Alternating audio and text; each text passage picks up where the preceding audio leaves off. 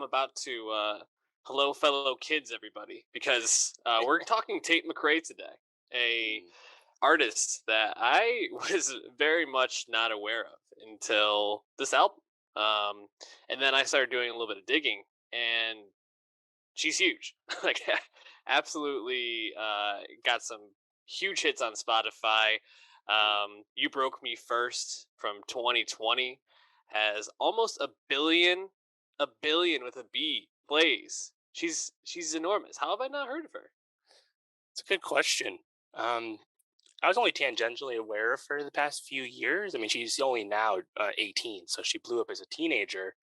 I believe she's from Canada. She blew up by being on "So You Think You Can Dance," and then some of her music work got discovered by RCA Records, and that's kind of what led up to these two EPs that have come out to this point, of which uh, "You Broke Me First" was a part of, and seems to be the latest addition to this that TikTok female R&B slash alt pop lane.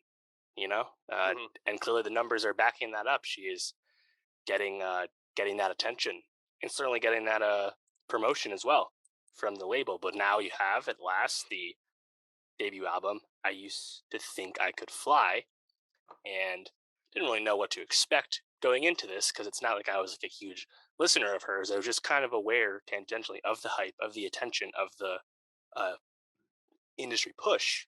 And I think if you look at the track list for this album, it's truly a who's who of in demand producers. Hmm. Charlie Puth, Phineas, Kinetics, Greg Kurstin, Louis Bell, Omer Fetty.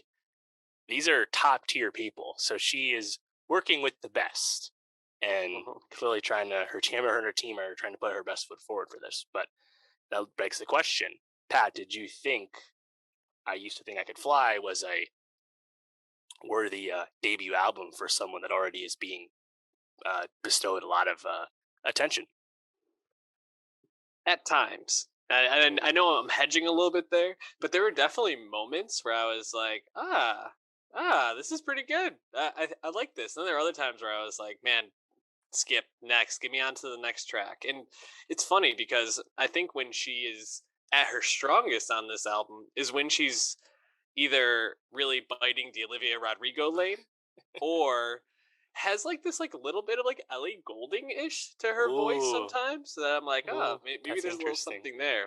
But there's other moments when she goes for this very like like stripped back like sleepy real singer Yeah, songwriter lane that I just did not jive with as much. But I'm sure a lot of her fans will because I think it kind of probably hits for a younger teenager vibe more than maybe what yeah. I'm looking for. So Mm. I think this is going to be obviously super successful. Some of these tracks already have like 100,000 plays on them, which is crazy. But Mhm. how did you feel about the album? Yeah, kind of. Again, I'm like you. I'm a bit of two minds. I think, and I expect this to be successful. I'm curious to see exactly how successful it is. She has been on a successful tour to this point, so it's not that she doesn't have fans, but I want to see exactly how big that fandom is, because I think it's pretty clear that when you have TikTok and playlist pushed streaming numbers, that's not always going to translate to like true record sales. We've seen that time and time and again. So we'll see exactly how big an artist she truly is in time, but she's certainly well on her way. I think for me, I was a bit I think I was a bit let down by her performance often on this album. I just think she's vocally a bit uninteresting or unimpressive a lot of the time, which is not where you want to be. I think like kind of as you put it, she's not doing something that far off from Billie Eilish from song to Mm, song on here. I just don't think she's doing it in as compelling way, and I don't think she's doing enough to not invite these kind of obvious comparisons to her bigger peers, because I just don't really know what her sound exactly is at this point. It's kind of more of that like stereotypical, that TikTok R&B pop that we kind of already think of in our heads. I don't know if I'm really hearing like a personal spin, at least not a compelling one yet. So uh, I think especially the ballad stuff, the more slower stuff, is mhm. particularly sleepy because of the performance on those tracks. But the more upbeat stuff is at least more interesting, more fun, and probably fits best with her working with these team of songwriters that can really help make these great hooks that just make the songs catchy and more upbeat. Yeah, I think there's a clear standout that kind of makes your point, and that's "She's All I Want to Be." That track was by far my favorite one, and I think the interesting thing about it, in terms of that performance you talked about, it's probably one of the least rangy performances on the album. A lot of the ballads, she's at least like trying to hit a higher range, but "She's All I Want to Be" is very much like kind of right down the middle. But it's that like '80s pop rock vibe that just Yep. is so popular right now, and it just sounds, I think, really wonderful. Also, a Kirsten produced joint, so you kind of expect that it's going to sound pretty good. A few tracks earlier, "Chaotic," which I think was like the first single off, that's those moments when I can hear a little bit of that like Ellie Goulding like type vocal performance, where it's like Interesting. this like there's like this like wobble when she's in the low range. It's almost kind of like, I don't know if it's smoky is the right way. I'm not even sure exactly how to describe it, but there's something just unique about it, which I think gives me a little hope that she could have better performances down the line. Mhm. Um, but yeah, there were a lot of moments like "Hate Myself" was a track that I I think will probably do well for teenagers who are going through it. Kind of like her first breakthrough hit. Right. Sorry, I'm forgetting the You name of broke it. me Yeah, first. "You Broke Me First," which I think is totally in line with what her fans want, but just not something I find myself totally Yeah. jiving with.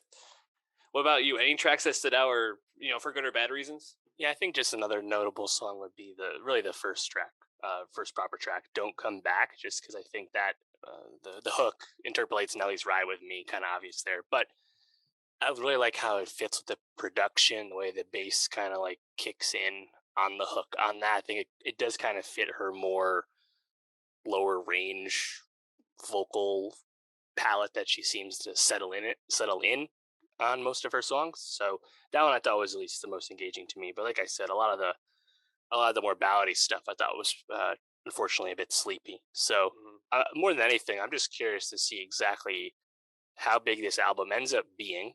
Like I said, and just what kind of career she does have. Because to your point, I think there is room for someone to sound like Ellie Goulding right now. There's certainly a lane for that. Let's just see if she makes the right records to really take that lane and commit to that lane. Because right now it does sound like she's a bit non-committal to what kind of sound she's truly like honing in on, and that's totally fine. Again, she's 18 years old; it's no big deal. But Yeah. curious to see what the future holds at the very least. Definitely. Another track I just want to shout out was "You're So Cool." It's a little bit like stickier, poppier. Really thought that was probably like this my second favorite track on the album. When I was listening to her, I was like, you know what she needs? She needs like one of those like just dynamite hits with like a famous EDM artist. She needs like Zed to like put her on a Mm, track, and I think that could really like push her into the stratosphere. So, yeah, that's a good call. and I could definitely see it happening too. She kind of has that like perfect voice for like a house uh, Right, Kygo song. So Selena type track or something. yeah, exactly. So we'll be putting probably one of her tracks onto our Nostalgia Best of 2022 playlist. So again, check that out on Spotify.